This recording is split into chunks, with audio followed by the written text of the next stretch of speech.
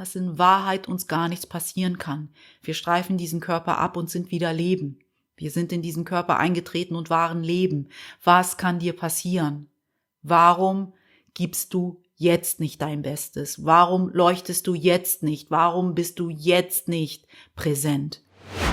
Hallo, ich bin Peri Soilu und du bist hier beim Happy Cool Love Podcast, dein Podcast für mehr Lebenssinn, Bewusstsein und Klarheit und für einen Kurs in Wundern, denn was wir hier die meiste Zeit gemeinsam dienstags tun, während du mir deine Zeit schenkst, wofür ich sehr, sehr dankbar bin, weil ich weiß, es wirkt gerade so, als hätten wir ganz viele andere Sachen zu tun, als wieder uns Zeit zu nehmen für unsere wahre Natur, um nach innen zurückzukehren. Ich weiß.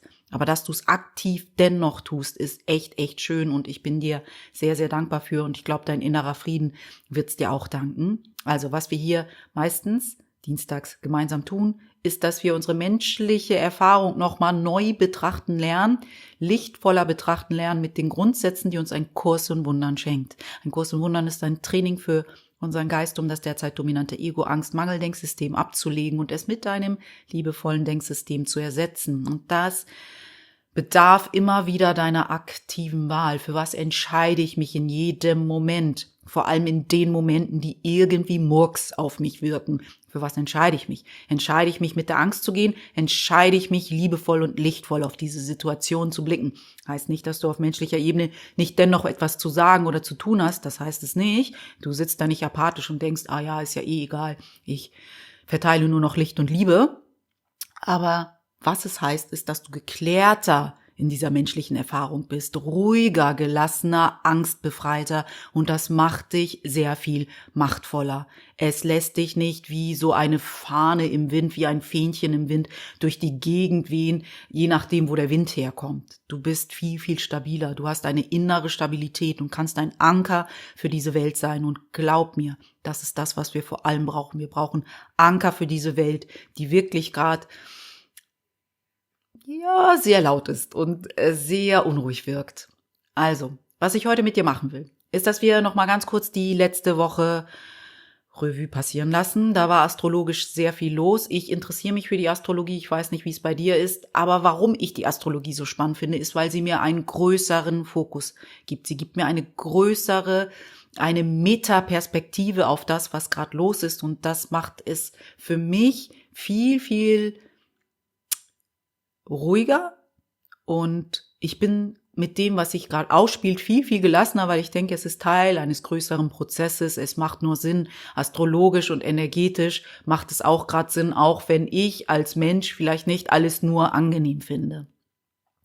Letzte Woche fand ich, war es wieder ganz laut um all die Varianten, wie das Ego verrückt ist. Also anders kann ich es nicht zum Ausdruck bringen. Das Ego ist wahnsinnig, so sagt es ja auch ein Kurs im Wundern. Das Ego ist reiner, purer Wahnsinn. Und das Ego-Denksystem ist ein wahnsinniges Denksystem und es ist einfach nicht mehr zu übersehen für keinen von uns. Mit den Epstein-Akten merken wir, wie auch es eine Art Machtelite gibt, will ich jetzt mal sagen, die ganz offensichtlich auf dem Ego basiert. Also da ist ja fast nur Dunkelheit und Lieblosigkeit zu sehen. Da ist eine Getrenntheit zu sehen. Also das ist ja nicht so, dass ein Mensch, der wirklich daran glauben würde, dass er mehr ist als eine Hülle und dass er mit Gott verbunden ist und dass er mit allem anderen dadurch verbunden ist, mit allen anderen Menschen, weil wir alle eins sind, der wird ja nie so handeln, der wird ja nie so denken, der wird ja nie so sein. Also sie repräsentiert diese Machtelite, so nenne ich das jetzt mal, die alle auf der ganzen Welt irgendwie ganz nah miteinander verbunden sind. Das ist ja wie so ein Netzwerk. Also die sind ja nicht nur in einem Land, die sind ja überall in der Welt. Und das, was sie auszeichnet, wo sie sozusagen gleiche Eigenschaften haben, ist, dass sie Macht haben, dass sie Geld haben, dass sie Status haben und voll im Ego-Denksystem verankert sind. Und sie tun das ja auch für uns. Sie spiegeln uns ja auch etwas wider. Wir bedingen diese Erscheinung ja auch. Ne? Es ist jetzt nicht, dass irgendjemand doof ist und jemand gut, sondern wir bedingen uns gegenseitig. Und wir müssen uns jetzt hinterfragen, was tue ich im Kleinen, wo kann ich ansetzen, damit ich das nicht mehr mitbedinge, damit ich nicht mehr den Gegenpol dazu biete. Also wir können nicht sagen, ah ja, die können mal ruhig verrückt spielen und haben ein Ego, sondern wir müssen uns auch immer hinterfragen, wie kann es sein, dass ich diese Gesellschaft, die diese Führungsebene hat, mitgeprägt habe und kann ich dafür Verantwortung übernehmen und mich darum kümmern, dass ich vergebe, weil das ist ja das Mittel, was uns ein Kurs im Wundern aufzeigt, damit sich etwas verschieben kann. Also, letzte Woche war es wieder ganz, ganz laut um die Verrücktheit von den Menschen, die meistens auch in einem männlichen Körper stecken. Das ist so, für mich ist das so männliche Ego-Energie, die sehr im Verstand hängt, die sehr viel kontrolliert, Sicherheit braucht und Macht braucht und gierig ist und in der Trennung lebt. Und viele Frauen, also ich tue das jetzt mal in Geschlechterrollen, viele Frauen haben das einfach auch hingenommen. Und auch viele Männer, die vielleicht diese Rolle gar nicht innehaben, haben das einfach hingenommen. Und wir sehen das jetzt auf so einer großen Ebene, dass eigentlich wir nicht sagen können, wir sehen nicht, wie verrückt das Ego gerade ist. Wir sehen nicht, wie verrückt eine Welt ist, die nur auf dem Verstand gebaut ist, der immer nur kontrollieren will, der Macht haben will, der Status haben will, der Geld haben will, der gierig ist. Dieser verstandgetriebene Mensch, der in der Trennung lebt, der ist nicht gesund. Im Gegenteil, die Welt so geführt, geht gerade den Bach hinunter und jeder, der es jetzt noch ignoriert, will es nicht sehen.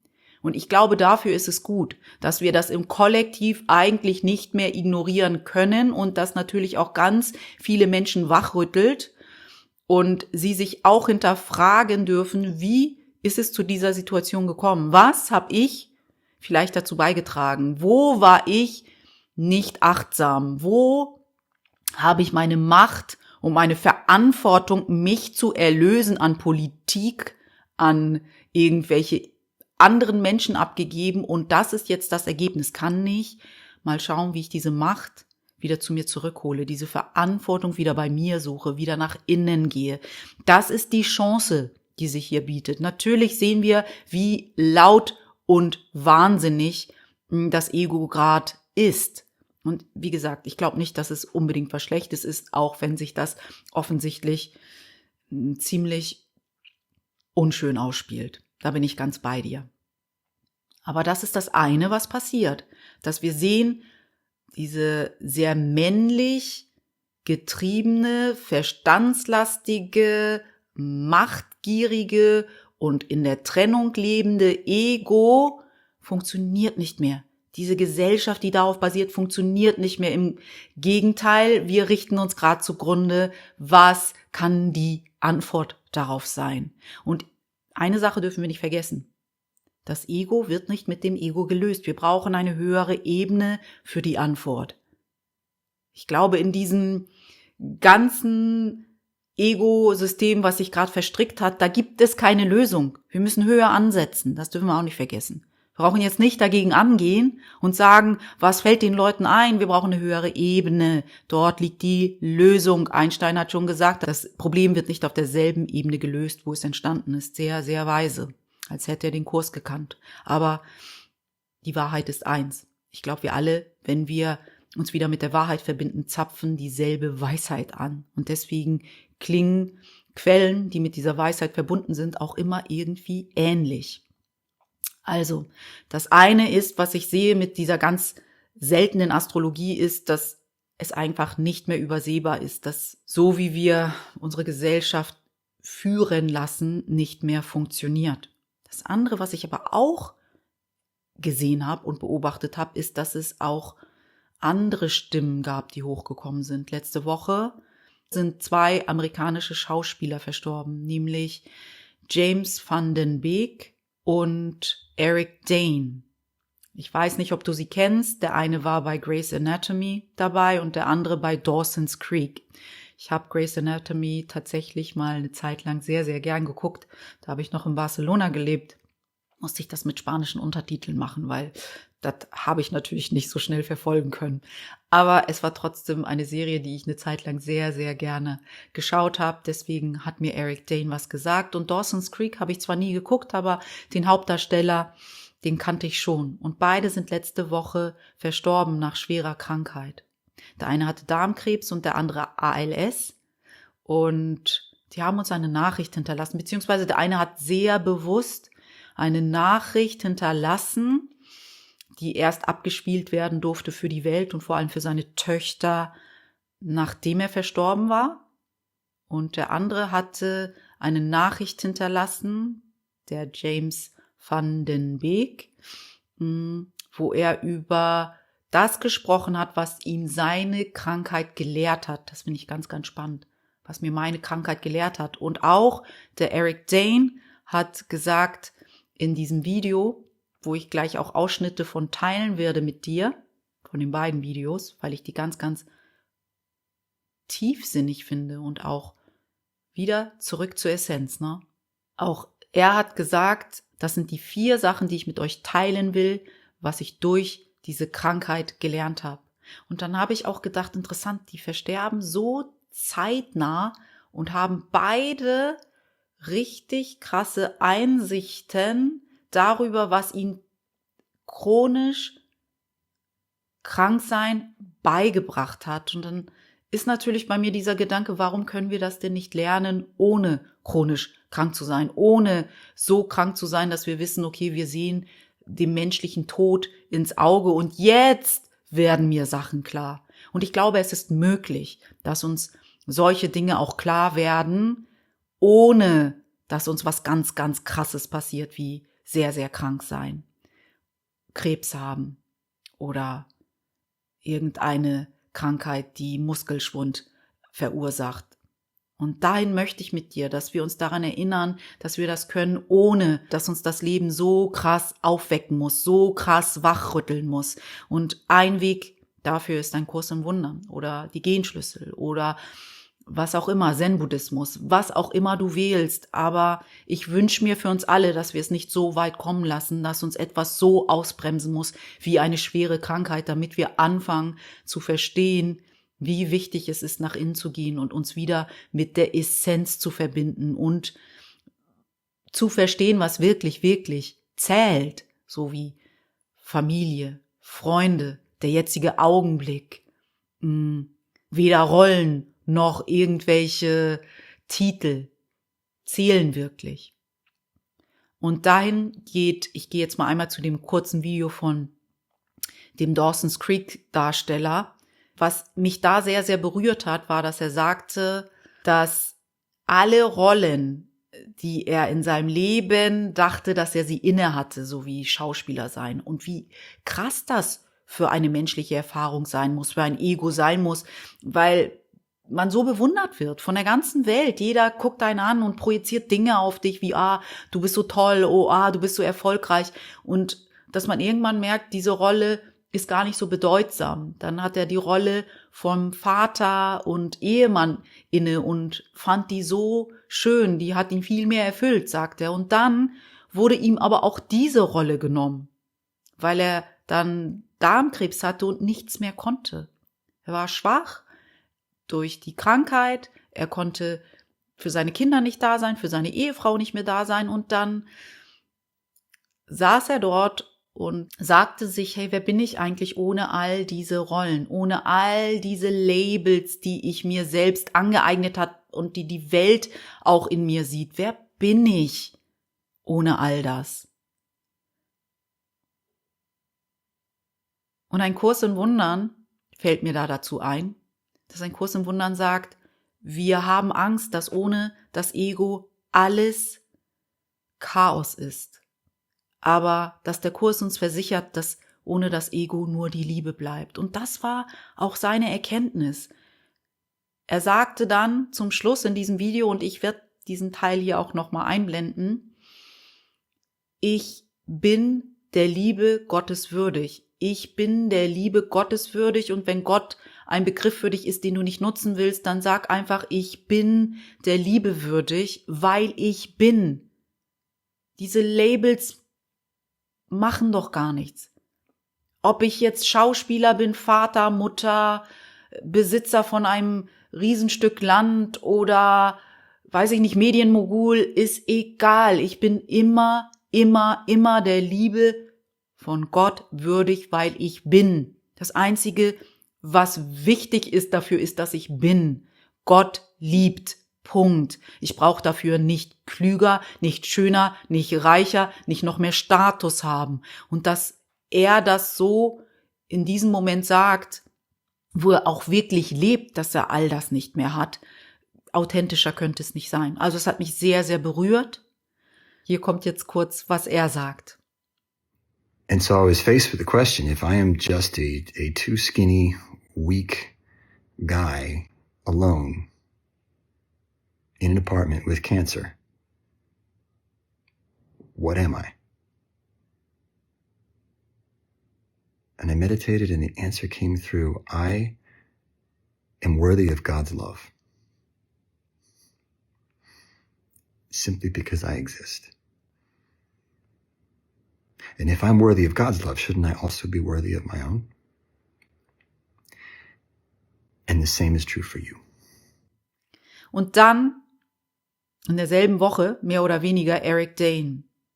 Ein Schauspieler, der bei Grey's Anatomy dabei war, wie gesagt. Und er hatte eine Krankheit, wo seine Muskeln stetig abgebaut haben, so dass er irgendwann im Rollstuhl saß und wirklich gar nichts mehr bewegen konnte. Und das muss für einen Mann, der so stark war irgendwann mal, in so einem ganz kräftigen, gesunden Körper steckte, das muss echt eine krasse menschliche Erfahrung sein, was seine Seele sich da ausgesucht hat. Hut ab. Also, und er war auch in diesem letzten Interview, was er ganz bewusst geführt hat und wusste, das wird erst ausgestrahlt, wenn ich versterbe, gibt's auf Netflix, falls du Netflix hast. Sehr, sehr spannend, was er sagt. Manche Sachen sind sehr, sehr spannend und ich habe so viel, das hat so mein Herz berührt, dass ein Mensch, der dort sitzt, der weiß, ich sehe dem Tod, den menschlichen Tod ins Auge gerade, ich werde gehen, dass er sagt, egal wo er war in seinem Leben, dass er ganz lange damit, und er war wirklich ein so bewunderter Schauspieler, da waren so viele Frauen, die ihn ganz attraktiv fanden und alles Mögliche, und er hat trotzdem gesagt, ich habe lang damit gekämpft, dass ich dachte, ich bin nicht gut genug. Und das ist so das Paradeding des Ego, dass es uns einredet, dass wir nicht gut genug sind. Egal, was wir im Außen dazugeben, es kann diese Angst und Befürchtung, nicht gut genug zu sein, nicht lösen. Der hatte alles. Der sah voll gut aus. Der hatte alle Frauen, die ihm zu Füßen lagen. Er hatte Geld, er hatte Status. Alle kannten ihn und dennoch, das Innere hat ihm gesagt, er ist nicht gut genug. Weil das Ego lässt nicht los, bloß weil du was im Außen dazu gibst. Das Ego lässt los, wenn du wieder Kontakt zu deiner wahren Natur aufnimmst. Und meistens, wenn wir, ich sag mal, wieder dorthin gehen, dass wir den Körper wieder abstreifen, glaube ich, sehen wir sehr, sehr viel klarer. Oder wir machen es auch, während wir den Körper noch haben, mit Werken wie ein Kurs in Wundern. Also das, was mich bei ihm am allermeisten berührt hat, wo ich wirklich dachte, oh mein Gott, ich fühle das auch so sehr, wie das Ego uns so verarschen kann, ist, als er gesagt hat, ich dachte mal, ich bin nicht gut genug. Alles, was ich getan habe, war nicht gut genug. Boah, ey. Das andere, was ich sehr, sehr schön finde, ist, dass er diese Nachricht vor allem an seine Töchter schickt. Und er sagt, ich habe 4 Dinge durch diese Krankheit gelernt. Und das erste ist so schön, nämlich im Hier und Jetzt zu sein. Sei in der Gegenwart. Die Vergangenheit ist voller Versäumnisse, er sagt Regrets, also Dinge, die wir bereuen könnten, und die Zukunft ist ungewiss. Bleib hier, lerne hier zu sein, und diese Krankheit, so sagt er in diesem Video, hat ihn dazu mehr oder weniger gezwungen, hier zu sein. Sei hier, lebe im Hier und Jetzt. Und das andere, was er auch sagt, was ich sehr, sehr schön finde, ist, wähle deine Freunde weise. Wähle deine Freunde weise. Und auch da spiele ich euch jetzt mal kurz was vor. I want to tell you 4 things I've learned from this disease, and I hope you won't just listen to me. I hope you'll hear me. First, live now, right now, in the present. It's hard, but I learned to do that. For years, I would wander up mentally, lost in my head for long chunks of time, wallowing in worry and self-pity, shame, and doubt. I'd replay decisions, second-guess myself. I should have done this, I never should have done that. No more. Out of pure survival, I am forced to stay in the present. But I don't want to be anywhere else. The past contains regrets. The future remains unknown. So you have to live now. The present is all you have. Treasure it. Cherish every moment. Ich hoffe, dass uns das alle ein wundervoller Reminder ist, wie kostbar diese menschliche Erfahrung ist. Ein Kurs im Wundern sagt natürlich, du bist kein Körper, du bist frei. Aber dennoch ist es eine kostbare Erfahrung, ein Riesenprivileg, dass wir hier erfahren dürfen, wie es ist, Mensch zu sein, vor allem mit dem Wissen, dass wir sehr viel mehr sind als Mensch. Vergiss das nicht. Das hier ist ein riesen Geschenk. Wir können so tun, als wäre es eine Riesenstrafe. Wir können so tun, als wäre die Welt super wackelig und wir würden leiden. Natürlich. Aber wir können es auch als Abenteuer betrachten und als ein Geschenk und mehr Leichtigkeit da reinbringen und wissen, dass in Wahrheit uns gar nichts passieren kann. Wir streifen diesen Körper ab und sind wieder Leben. Wir sind in diesen Körper eingetreten und waren Leben. Was kann dir passieren? Warum gibst du jetzt nicht dein Bestes? Warum leuchtest du jetzt nicht? Warum bist du jetzt nicht präsent? Auf was warten wir eigentlich noch? Auf einen krassen Weckruf? Wollen wir das wirklich? Ich lese uns jetzt noch mal kurz was aus dem Kurs vor, bevor ich dich gehen lasse. Und vielleicht bist du jetzt ein bisschen nachdenklich. Und was auch immer dich nachdenklich macht, wenn du das mit mir hier unter dieser YouTube-Folge beziehungsweise bei Spotify teilen willst, freue ich mich, wenn wir da in einen Dialog kommen. Ansonsten lese ich kurz mal und schau mal selber, wie das so nachwirkt. Na, wie krass uns der menschliche Tod auch immer ein Lehrer ist. Auch für das Leben, dass wir es wirklich schätzen, anstelle zu viel Zeit damit zu verschwenden, zu leiden oder wieder garstig zu sein oder wieder genervt zu sein. Das Wunder der menschlichen Erfahrung. Mehr schätzen lernen. Also, ich lese uns mal kurz aus dem Textbuch etwas vor, weil, wie gesagt, mich das sehr, als ich diesen beiden Männern zugehört habe, über ihre Erkenntnisse, was sie in ihre Krankheiten gelehrt haben, und dass sie sozusagen alle Dinge, von denen sie dachten, dass sie es sind, abstreifen mussten. Was dann übergeblieben ist, war im Grunde genommen Liebe und Ruhe und Würde. Und das ist, was das Ego nicht wahrhaben will und wir auch manchmal nicht wahrhaben wollen, dass wenn wir das Ego abstreifen, es so viel ruhiger und klarer und liebevoller für uns wird. Und der Absatz, wo das für mich in Ein Kurs in Wundern drin steht, ist der, den ich uns jetzt vorlesen werde. Ich bin auf Seite 312 im Textbuch und der Abschnitt heißt 5. Der heilige Augenblick und die besonderen Beziehungen im Kapitel 15. Der heilige Augenblick ist die nützlichste Lerneinrichtung des Heiligen Geistes, um dich die Bedeutung der Liebe zu lehren.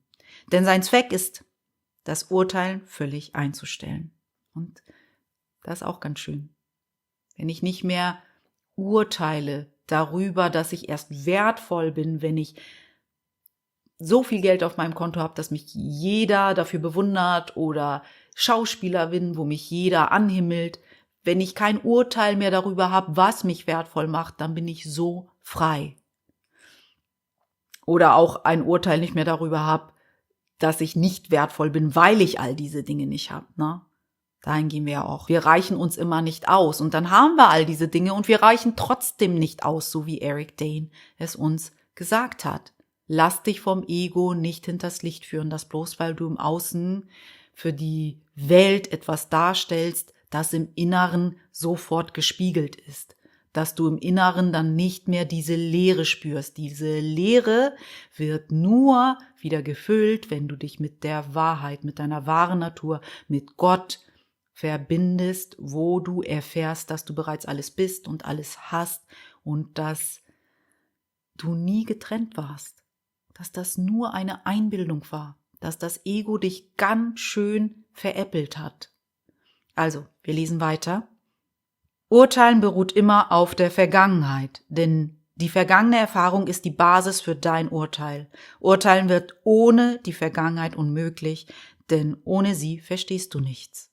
Ohne die Vergangenheit verstehen wir nichts, denn wir holen nicht mehr die Vergangenheit in die Gegenwart, um uns das, was wir gerade sehen, zu erklären. Denn dann sind wir nämlich frei, uns von einer höheren Ebene aufzeigen zu lassen, was wir gerade sehen. Wir nehmen uns nicht mehr das Recht und die Arroganz heraus, zu sagen, ich weiß, was hier gerade geht. Du würdest auch keinen Versuch zu urteilen unternehmen, denn es wäre für dich ganz offensichtlich, dass du nicht verstehst, was irgendetwas bedeutet. Und davor hast du Angst, weil du glaubst, dass ohne das Ego alles Chaos wäre. Doch ich versichere dir, dass ohne das Ego alles Liebe wäre.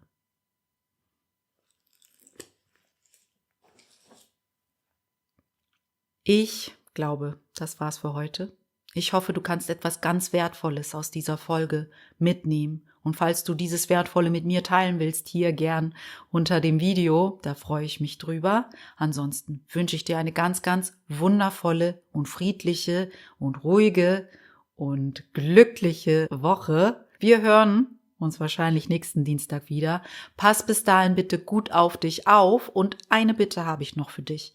Falls dieses Video dir geholfen hat, falls dieser Kanal dir etwas bringt, dann abonniere ihn gern, lass mir ein Like da, lass mir einen Kommentar da, wie gesagt, weil das hilft mir hier sehr, damit mehr Leute diesen Kanal finden. Ich danke dir sehr, pass gut auf dich auf, deine Peri.